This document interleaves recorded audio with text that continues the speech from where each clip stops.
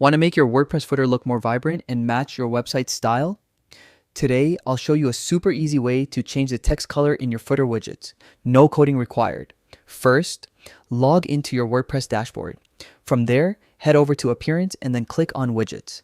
This is where all your footer widgets are organized. Look for the specific text widget in the footer area that you want to customize. Once you find it, click on the widget to open the block editor. Here's the fun part. Highlight the text you want to change. On the right-hand side, you'll see the block settings.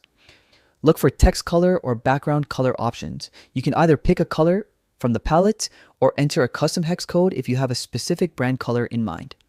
After you've chosen your perfect color, make sure to hit update to save the changes. And just like that, your footer text will instantly reflect the new color. It's simple, quick, and adds a polished touch to your website. Changing footer text colors can make a huge difference in readability and overall aesthetics. Experiment with colors that complement your theme and make sure your text is easy to read for your visitors. So that's it. A small change that makes your website look more professional and visually appealing. Try it out and you'll notice the difference immediately.